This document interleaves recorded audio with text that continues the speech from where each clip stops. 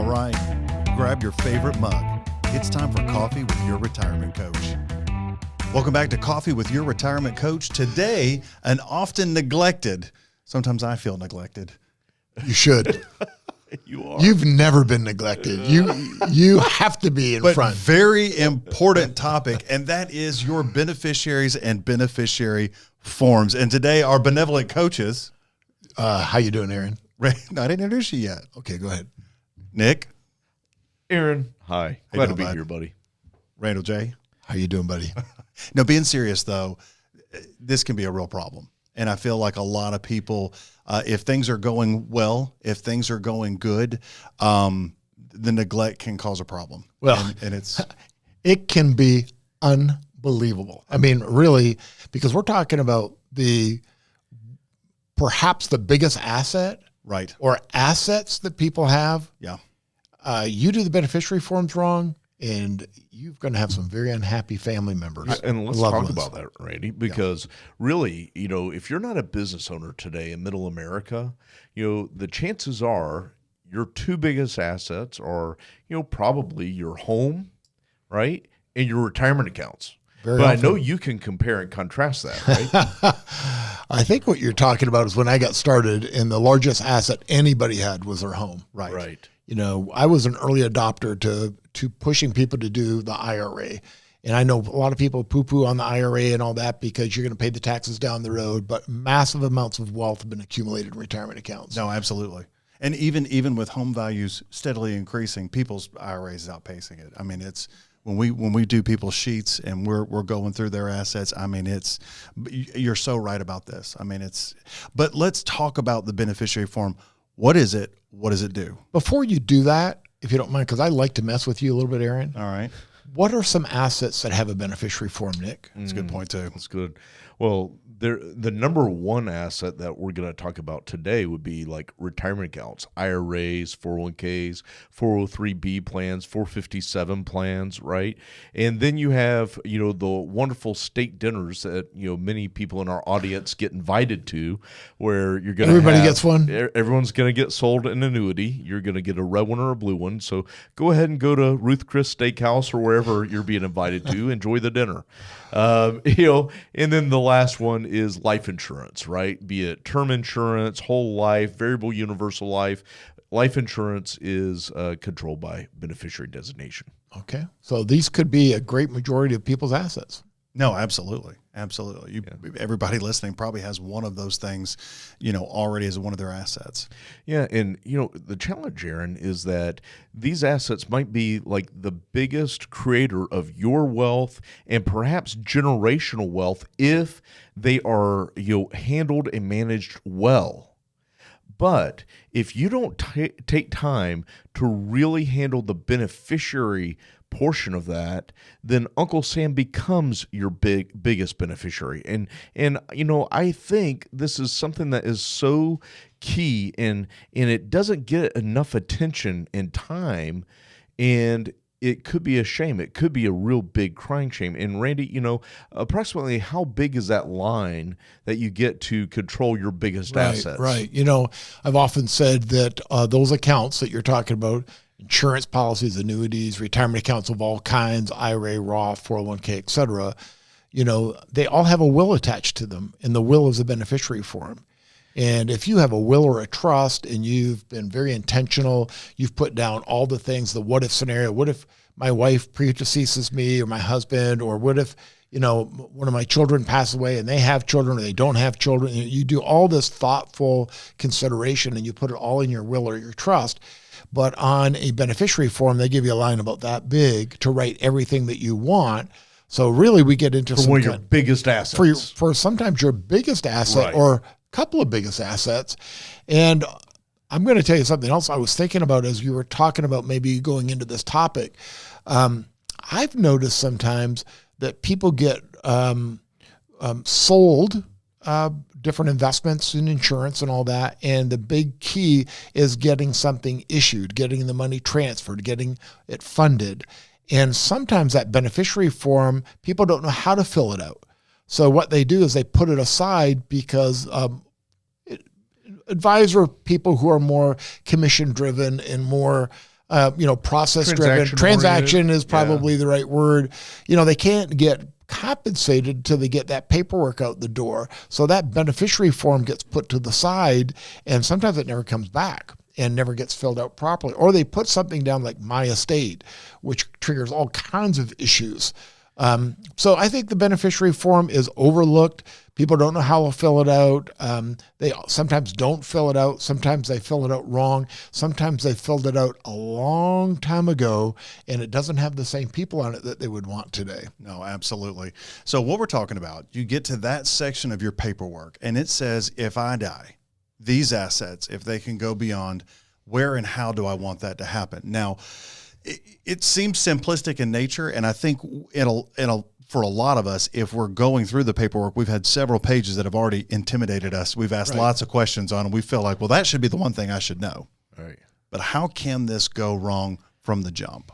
Yeah, well, Aaron, I think number one is, making sure that we do have a form in place. I know personally, I've opened up an account in the past where I had a beneficiary named. Yeah. Like I did the paperwork. There was a named beneficiary, but the institution that was holding my money changed its technology. And when I went to go move that account somewhere else, I asked, hey, who's the beneficiary listed on this account? And they said, I'm sorry, sir, you don't have one. And when I questioned it, they said, basically, there was an acceptance rate for when a company changes their technology. And so their success rate, 90%, 95%, whatever the percentage is, wow.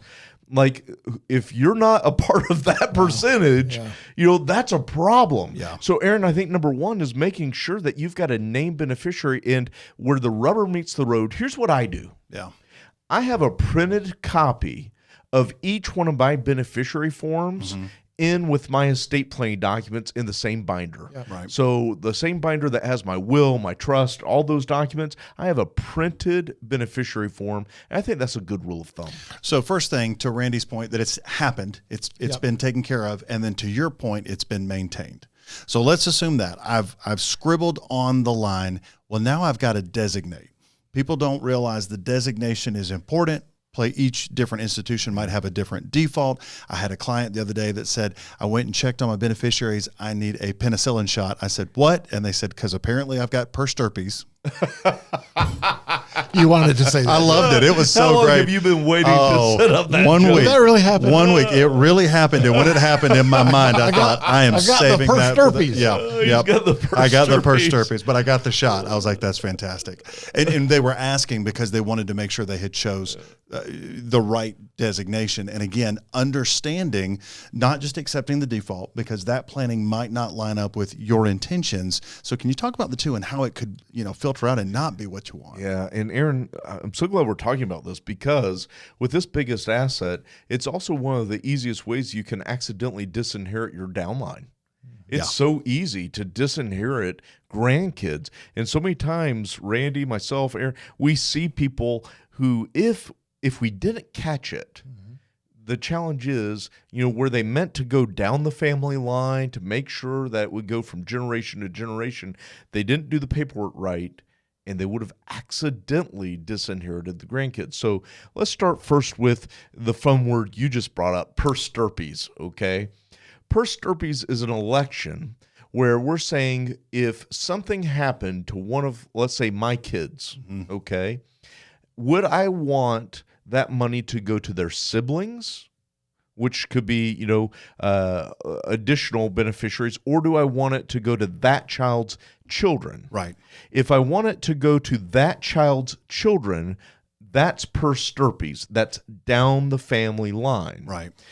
If I said, you know what, maybe I don't have a relationship with the grandkids, none of my kids are going to have kids, etc., then I might want something called per capita.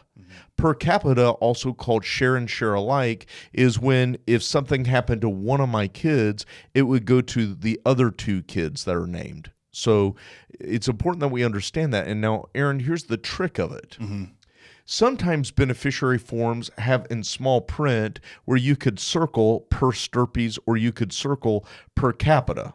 So sometimes that exists. Right. Sometimes you're supposed to write the person's name and then comma per stirpes, or the person's name comma per capita. Yeah. The reality is, in the beneficiary forms I review, most of the time the individual has never selected, they've never circled, they've never written in either one of those. However, by you not electing or you not selecting, You've yes, elected. you have. That's right. So that's when you get the company's default option. And here's the problem, Randy, and I think maybe this is wrong, but the reality is every insurance company, every financial institution, every bank, they all have their own default option. They don't all default to per stirpes or default to per capita. They all have their own default option. And so by you not electing one of those, you get that bank or insurance company's default, which might not be what you wanted. Right. I think one of the other things, Nick, is a lot of people fill out the beneficiary forms. They don't have that, and they don't put down a contingent beneficiary. And sometimes there's some pretty cool advanced planning where you might have, a spouse or a trust, and you give it a right to disclaim to a contingent beneficiary. So this is for more advanced planning. Let's say that the largest asset you have is a retirement account or life insurance. So this needs to be very thoughtfully considered. Like, how do I really want this to happen? And I think, from a confusion standpoint, we've seen this and maybe even talked about it in a previous podcast. So I named somebody as a primary beneficiary, and then below that, I name a contingent beneficiary. So let's say I was naming you, Nick, as my beneficiary and your daughters as my contingent beneficiary. And I think, well, if I pass away, you get the money. And then when you pass away, it goes down to my grandchildren.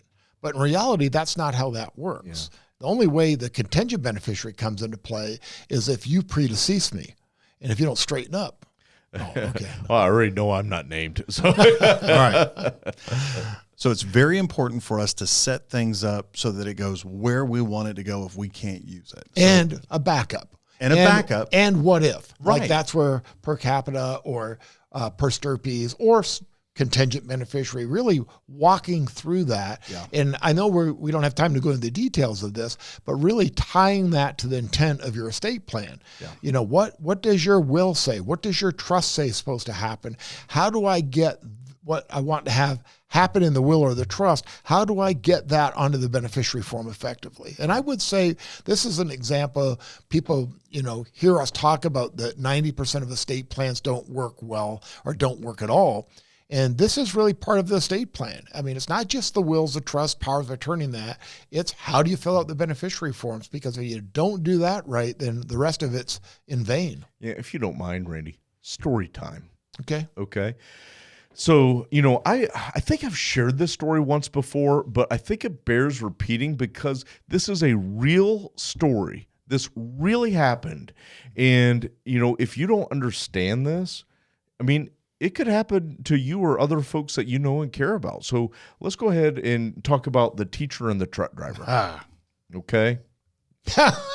I'm sorry. You couldn't help yourself. I love it. I love this story. It's easy to wrap your arms around, and it's when you start hearing consequences to this level, it makes you want to double and triple check things.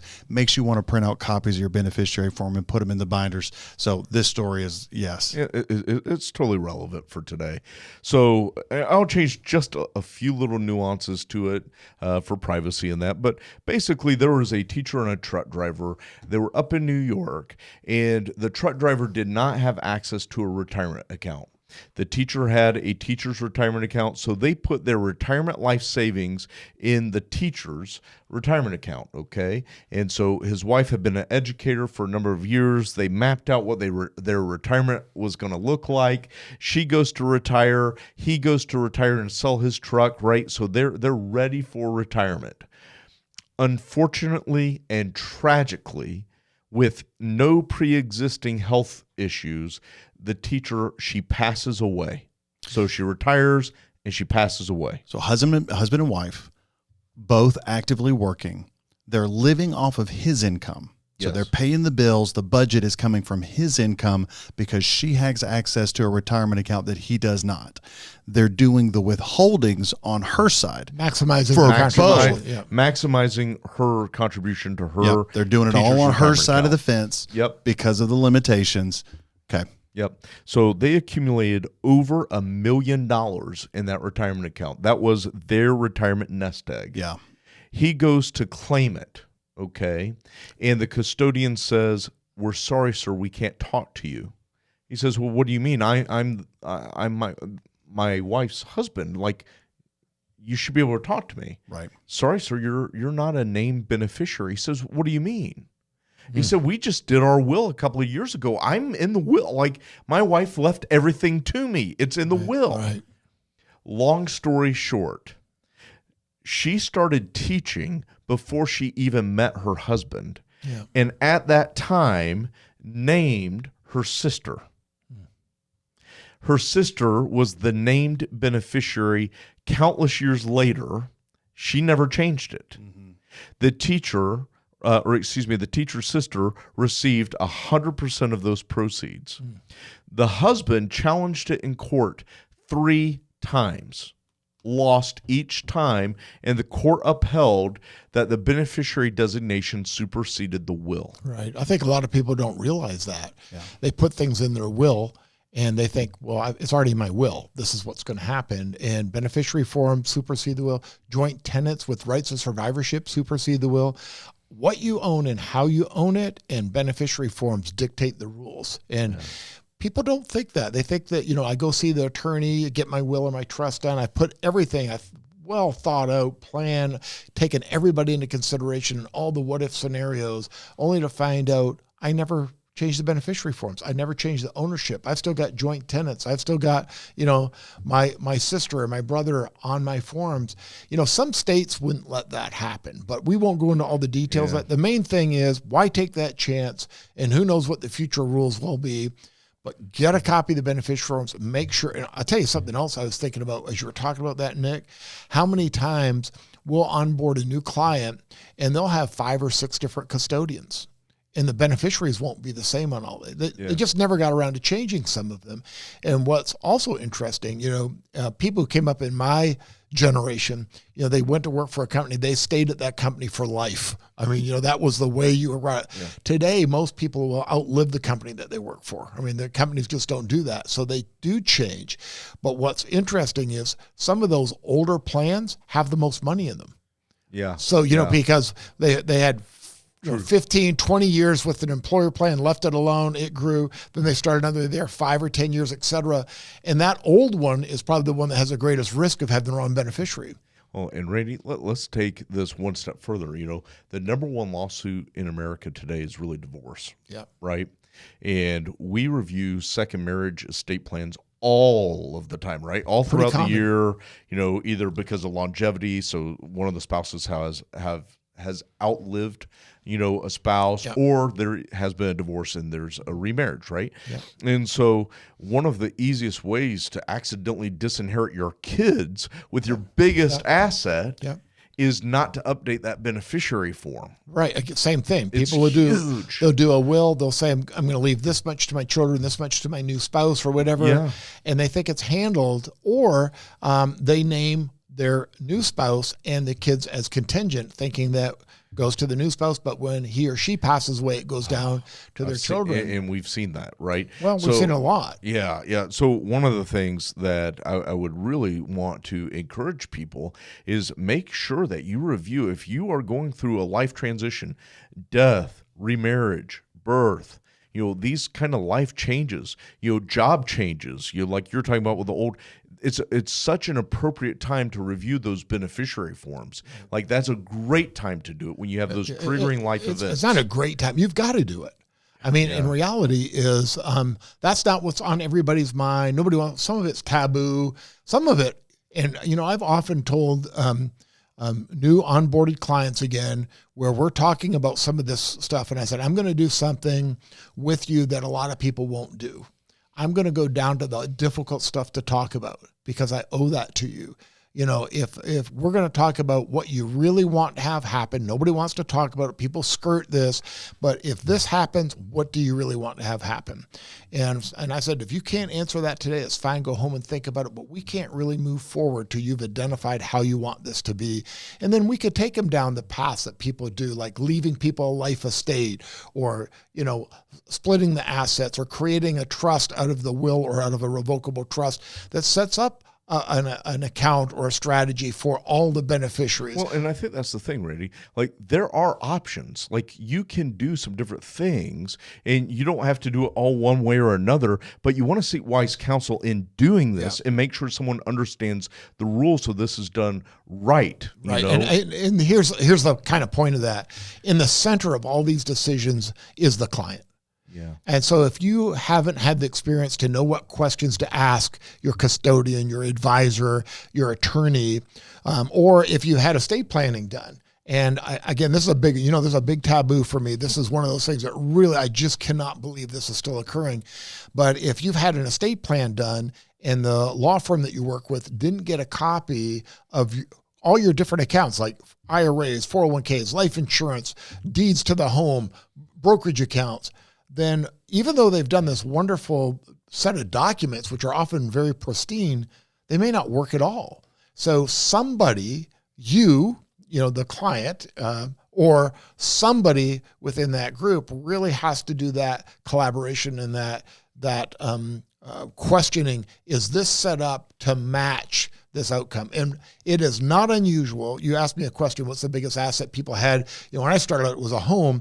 And today, it is not unusual for a family's wealth to be made up of real estate, retirement account, and life insurance, those being the biggest assets that they have. And 2 of the 3 are controlled by beneficiaries. Well, and if the husband and wife, which is fairly normal, own the real estate, joint tenants with rights of survivorship, and it's a second marriage, or a widowed person or whatever it might be, and they have named in their will or trust what they want to have happen, then that has to be coordinated with how they own that home and how they fill out those beneficiary forms. And I'm telling you, it's probably 9 out of 10 times not completed. And that's just way too much. So I know, I feel like I'm, ringing an alarm, and that's not fun, but it's a big deal. And I don't think people give it enough attention. And so if we don't discuss this,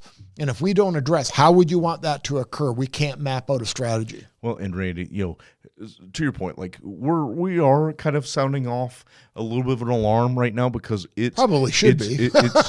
It's so important. It's huge. Yeah. It's huge. And this is probably throughout the course of a year, one of the biggest things that we do is we identify these incorrect beneficiary forms, right? Because they're missing one, wrong person, ownership, etc., right? However, the thing is, there is hope, right? There is, a way to handle this correctly. Yeah. And I know, Aaron, you've got kind of some takeaways for our audience, because the thing is, if you're participating as a member of our audience today, we want you to know we want you to win. Yeah. And you're listening to this not to hear of all the things that you'll go wrong, but also what do you do about it? Good point, Nick. So, Aaron, walk us through this path of if our audience is listening or tuning in today, they're watching us, what can they do to really set themselves and potentially their families up for success today? I think if you're taking notes, this is where you want to kind of put those bullet points in place, because to Randy and Nick's point, again, this is a great opportunity for you to be in control.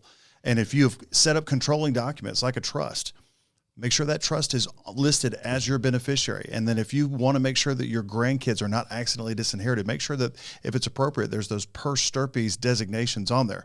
But what do we want to do? So these are the things we want you to make sure. We want you to make sure that in regards to your beneficiaries, that you update regularly. And when we say regularly, we mean 3 to 5 years? Yeah. So, 3 to 5 years is a great rule of thumb for the individual.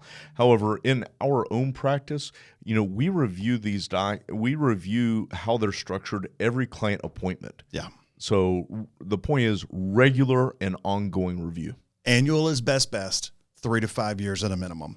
The other thing is we want you to be specific, like we talk about, those designations. And again, per stirpes versus standard versus per capita, whatever you see on that form. If you are confused about it, seek wise counsel and make sure that you're not allowing it to go to the default and you are choosing clearly. And if you're supposed to write it out, circle it if you're supposed to circle it, and then make a copy of that once it has been implemented to your accounts. Add that to your estate planning document. So update, be specific. Also, coordinate with your estate planning documents. Yeah. Let me just say something. You said something a minute ago that people could potentially take wrong. So naming a trust as a beneficiary can be a great idea if that trust has appropriate language in it. So we often will use a trust with testamentary trust language that includes sections of the code so that an IRA can go through a trust as a pass-through entity and get to the right sometimes complicated beneficiary structures, but don't just name, and I know you didn't mean this, I just want to make sure the audience knows, don't just name my estate or my will or a trust. Make sure that however you're doing that, you're getting some guidance on what that trust says, what's in that will, or the right way actually to fill out that beneficiary form, because depending on how that trust's written or that will's written, that might be very different on how you fill out that little line that we talked about when we first started today. And here's the thing, for everyone who's tuning in today, this is for education purposes only. Thank you. This is not advice. Yes. So seek wise counsel. Yes. Y'all are hammering it home. Make sure that the forms align with the plan and line up. You guys are preaching, and I'm hearing it, and it's exactly what we have here. And then what can absolutely be important, too, is communication with your heirs, with your family, so that you can remove any kind of surprises, help that to be a simplistic process as much as possible. So, again, update regularly, be specific, coordinate with that attorney, with those documents. You want professional review with the financial advisors, with the attorney, and you want to communicate with your heirs, with your family. No. Yeah, it's good stuff. That's awesome. Yep. Listen, these things can be nuanced. They can be complicated. We want you to seek wise counsel. We've got a little bit of wise counsel here. If you would like to email a question to our coaches, we want you to hit us up at connect@yourretirementcoach.com. Again, I'm Aaron today with Nick and Randy. Guys, thank you so much for your time. Hey, guys, stay coachable. We hope you enjoyed today's show, but you may have questions for our coaches, and they can be emailed at connect@yourretirementcoach.com. If you know someone that needs to hear this episode, we encourage you to share it. As a reminder, the content of this podcast is for educational and entertainment purposes only and should not be construed as advice. On behalf of our coaches, we want to thank you for listening and for being coachable. Yeoman's Consulting Group, a registered investment advisor YouTube channel based in Marietta, Georgia. We strive to provide comprehensive wealth management services for every stage of the journey. This platform is solely for informational purposes and is not offering advisory services or sales of securities. Investing involves risk and possible loss of principal capital. Comments by viewers or recognitions are no guarantee of future investment outcomes and do not ensure that a viewer will experience a higher level of performance or results. Public comments posted on this site are not selected, amended, deleted, or sorted in any way. If applicable, certain editing of personal, identifiable information and misinformation may be deleted. The opinions expressed herein are as of the date of publication and are subject to revision due to changes in the market or economic conditions and may not necessarily come to pass.